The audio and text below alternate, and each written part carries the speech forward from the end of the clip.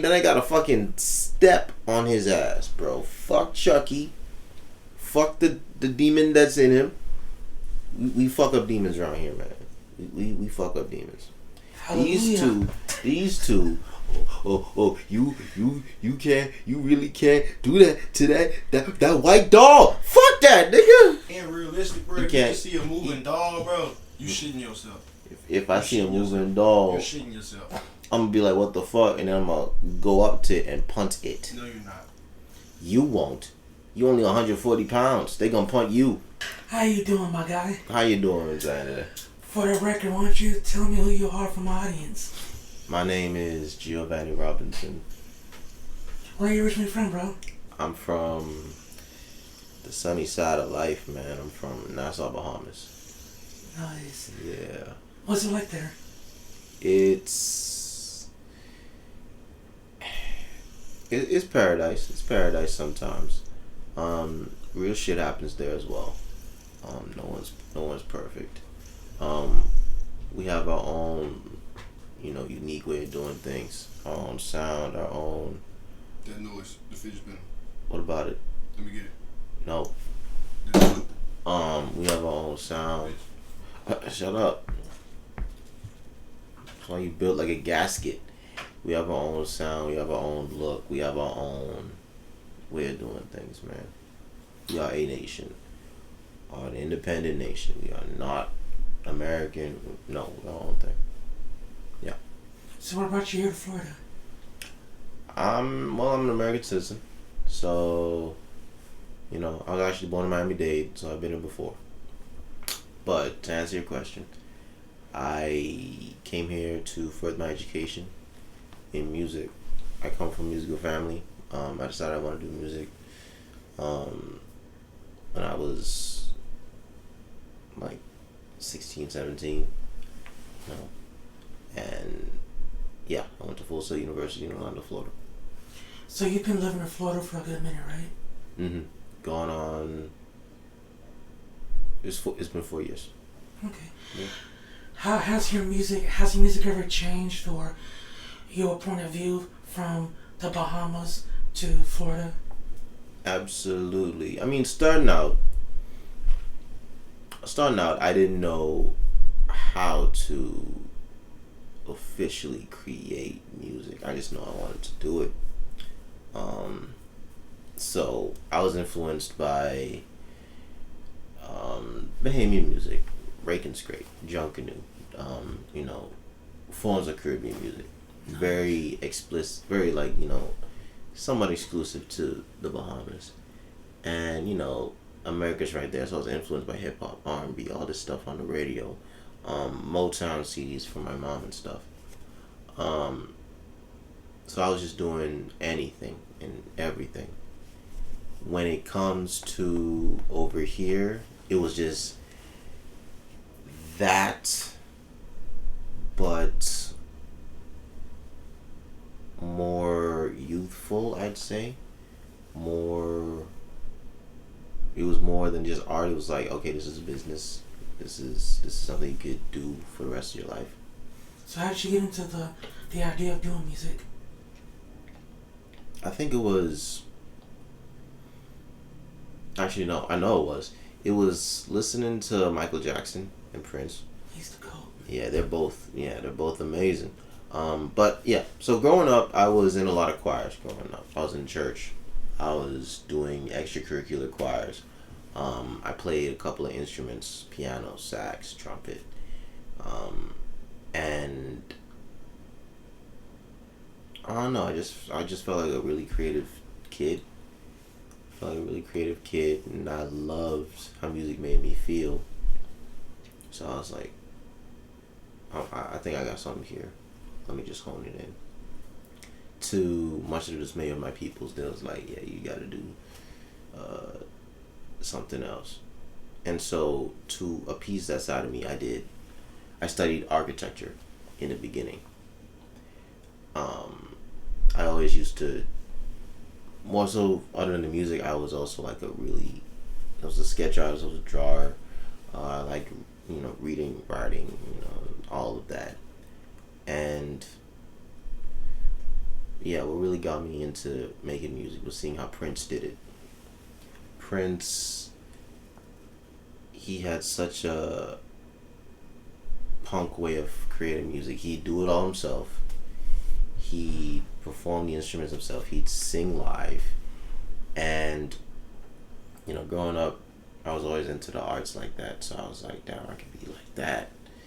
And him and Mike, especially Mike, I could be here for days.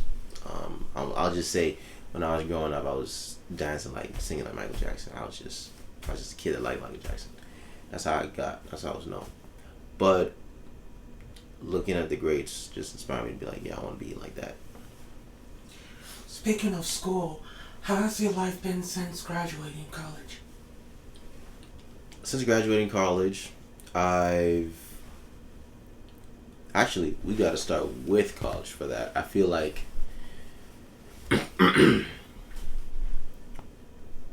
school exposed me to the reality of it's really whoever thrives. You gotta thrive. You gotta really thrive and make it for yourself. This isn't handed to you. The industry we're in, it's not really like the traditional ones. You have to carve your path. You have to show initiative like crazy. And not only that, but you have to let people know your worth. One of the classes I took in Full Sail was, I don't even know, I can't even remember. I think it was Project Portfolio 3.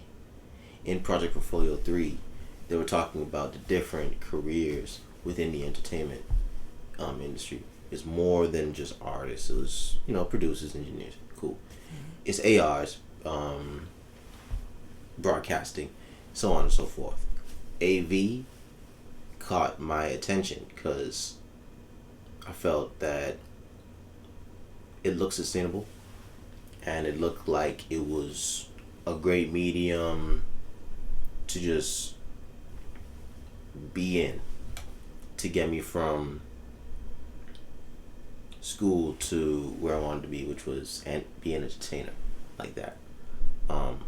So after school, went into an AV company.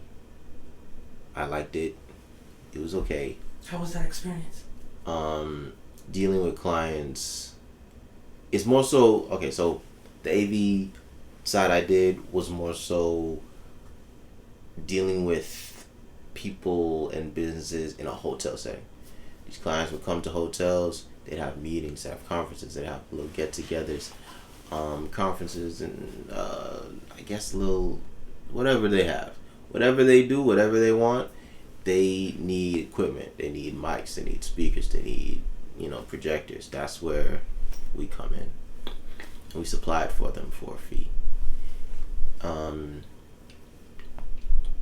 Looking back at it, it was cool. It was cool. The only thing was that I was traveling all over Orlando, and it was, it was very, I don't know, it was very taxing. Just hated it. And it was also a piece where I had to, it was also a time where I had to grow up a little bit. I gotta be honest, because I was late. I was being chronically late for shit, and being in America, the value of punctuality is a thing, and that was, Time is everything. oh yeah, exactly. That wasn't a huge culture shock to me, but it was one of those things where, you have to get it in check or you'll be very far behind. So yeah, I got out of there, and then I did and still do freelance AV, which is the same shit but more money. Yeah, More independent? Yeah, more independent. It fluctuates, but there's always, I say, you'd have to, it's the same thing. You have to make your own connections. And I feel like me learning from the corporate side made me value the AV side because it's only me out here. And using that experience, it's been like 2 years doing the AV thing. I just open up to people and I just do the job. How do you feel mostly about Orlando and the music scene? Like, what's the biggest misconception about Orlando?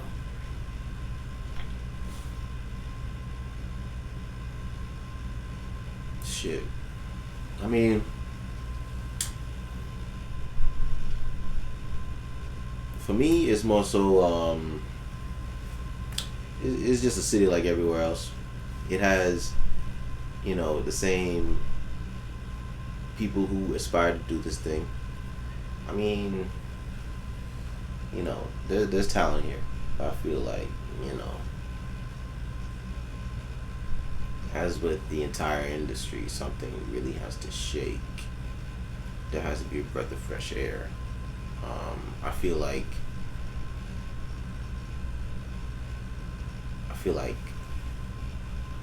the venues that we usually inhabit and go to, they tax a lot. They tax a lot on artists.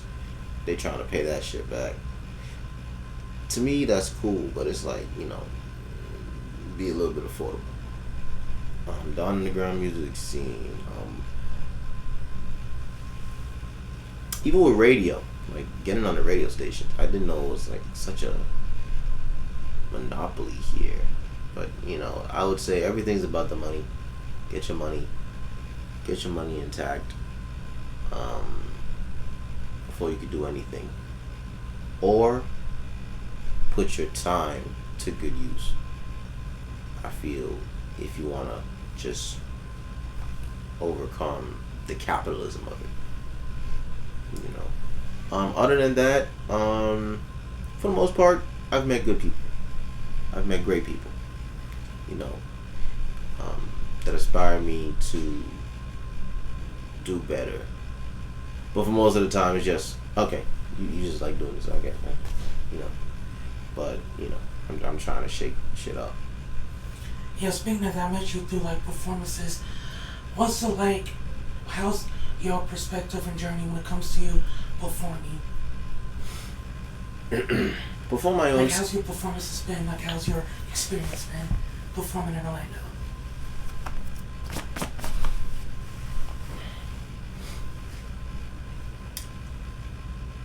It's been a journey. It's been a real journey. It's been a journey of get your money together and then we might put you on. It's been times where I've been on the list to perform and I've never performed. They let people skip me. It'd be a little bit of politicking here and there. Recently, it's more so like the same venues doing the same stuff. I also feel like there's a lot of artists. You gotta find a way to manage your time to be like first in the list of what they got going on, so you don't stay there longer and perform to a deader crowd. It's but for me, I would say as well, it's been a learning curve of okay, I need to hone in my craft. I need to interact with people. I need to get people engaged. I need to even work on my craft to just see how people react to certain sounds and inflections, and I think that's where my production comes in, because performing, I love performing. I love performing. You're a good performer. Thank you. And that's all due to the fact that I love what I create. I really do love what I create. even if I feel as if it has to come, from the will, from the mind, that hey, we got to do this, we got to do it here, and then it also comes to practice. Growing up, in these choirs and stuff, practice was always, the name of the game. And for my own music, it's like, I take time to practice, and I've achieved great results. Oh, you did good. Oh, you did good. Tap in, stuff like that. And that's a plus for me in Orlando. There's a lot for me to do when it comes to my music, and I try to do it well. I also been seeing you like networking with like other artists, because you also been doing like remixes as well. The remixes that me and actually no, I'm stopped. No, I don't do remixes. Micah does remixes. Okay. Speaking of Micah, we met at Full Sail. I think we had a class together. I remember my first like real time I remember this nigga was in the library. We was just sharing music. I liked what he was doing. He liked what I was doing. Fast forward a year later, he hits me up. Hey, I like what you did with that video with Emerson, man. That shit nice. Shout out Emerson. We did this song called Take It Back. And, amongst the circles, it was a great song. I liked it. It was December 2022, I think. I invited Micah near the crib, and almost every day we just been locked in, creating, performing, the whole nine. It's just us. The remixes were his idea, entirely and fully. I have my own, versions with him coming out, and I'm excited to let them drop. But that was, that's a way to just network sideways. So far it's been electric. It's in good standing. There's been some, people who were like, nah, cut it out. Yeah, it'd be like that sometimes, and you gotta respect it. But so far, what I've seen from what he's done, people love to be involved in a good thing, for the most part, and we're just ready to keep on doing that, because there's a lot of untapped potential here. We have songs from people who we talk to 3, 4, 5 years old that got gems in it. We just would like to remix that, and just give it new life, and we just hope that they're on board. Career-wise, what have you been up to?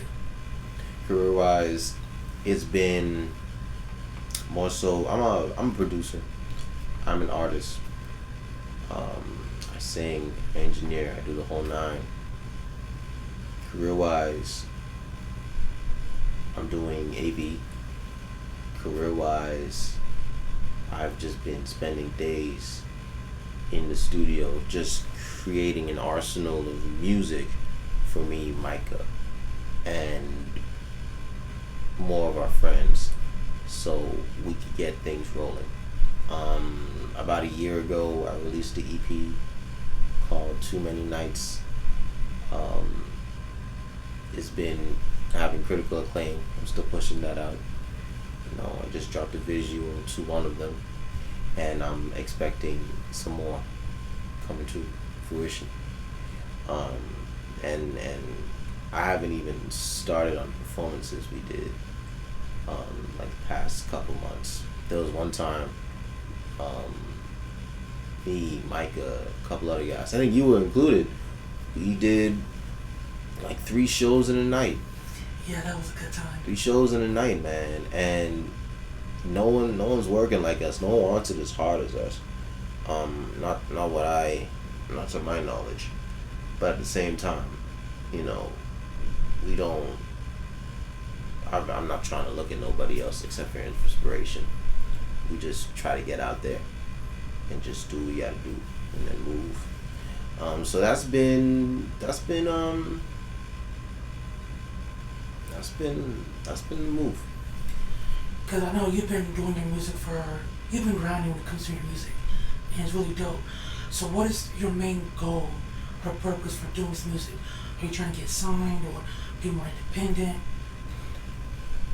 I want to build my brand. I want to expand that brand. I want to create music that feels good, that can connect to people. I would like to hone in my talent some more. And I just want to be the hardest working. I just want to be the hardest working. So people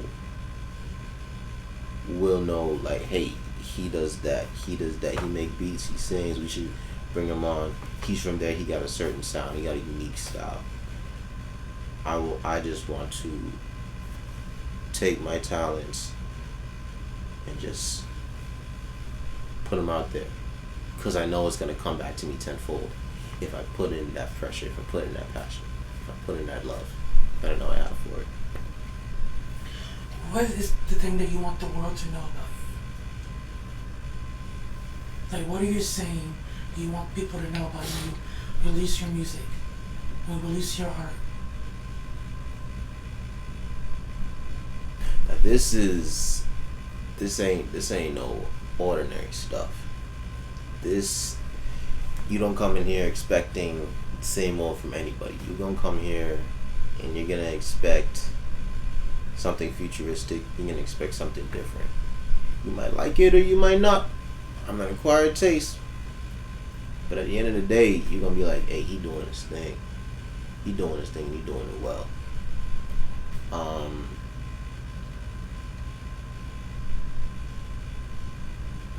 Yeah, people just gotta know that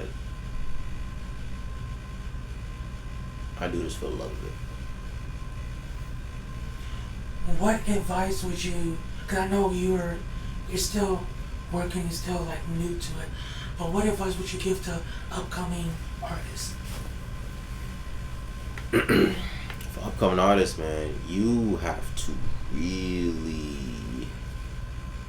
have a plan. You really have to have a goal on what you want. Let's say 6 months, 12 months. You need to have a goal. You need to stick to it. If you want to talk to certain people to get you to the next area, you got to look at what the greats have done and become greater. Be in the studio, treat the studio like church. Every day you got to be in that bitch. Every day you got to push your craft. Because one thing about talents, they can also leave when you don't use them. They can also get damaged when you don't. It's like a muscle. Exactly. If you don't use it, you lose it. Yeah, it's gonna get weak, and getting it back is it's a struggle. So you want this, you gotta really treat it seriously. You have fun, but treat it seriously. And I also feel as if you shouldn't take things personally. You shouldn't take things personally, because there's been a lot of performances where I do my thing, people just stand there and just look. Not everybody's gonna rock with you, but that's the beauty of America. I think the beauty of America is that there's so much people. There's so much people, and if you're doing well, if you got a good product, it's gonna click for the majority of them, and it's gonna keep on clicking as long as you keep it up. So love the studio, love putting yourself out there. Don't take nothing personal. I know we spoke about it briefly, but what's new for you? What's coming up that you're allowed to talk about without spoiling anything? Man, I get it. I'm allowed to talk about everything, man. I get asked like you gotta be mysterious. I feel like there's gonna be more music coming out. There's going to be, I want my face out there some more. There's gonna be more of that. Is it like an EP, an album, or just singles? Yes. I'll say yes to all of it. To all, yeah. To all of it, yeah. Yeah, yes to all of it. I feel like I'm gonna really find my audience this year. I'm gonna really find ways to make this work for me this year. You know, I'm with Micah. We're destined for greatness. You know, Yeah, you are. you know, we have a chemistry that's out of this world, and you know, I feel like there's gonna be more singles, there's gonna be more projects, more performances. We're just not gonna be in the same area next year. Not to compare and contrast, because I don't like comparing, but it's also not that the visual. But you and Micah gives me more of like a outcast type vibe. How you guys have your own individual personalities, but you guys match well, good as well, together as well as separate. Yeah. Yeah. I know you're talking about, your audience and stuff like that. And I think that's what the audience would see and notice. That's what I noticed. Yeah. Thank you, man. We have great chemistry. That's my dog, man. That's my boy. We have great chemistry. We can talk shit to each other. You know, we can vent to each other. We can trust each other. You know, that's all it boils down to in this industry. You gotta build connections and trust. But with my boy, there's I don't think there's nothing we can't do. As long as we just be transparent on what we want, and as long as we just like what we did last year, we're destined. We're to the moon. The Outcast comparison is interesting though, because people do say we have great chemistry, but never have I ever heard someone openly compare us to It's kind of like legends. the yin and yang kind of thing. Yin and Yang is one I've definitely heard. Yeah, man, Micah is fiery. I'm calmer. I'm smoother. He hops on grittier tracks, and I give him stuff that's not just laid back, but that could also fit his vibe. I feel as if that contrast could have an appeal to everybody, and we're still working at the kinks of it. So if God hands you a mic and he says you have an opportunity to say something, what would you say?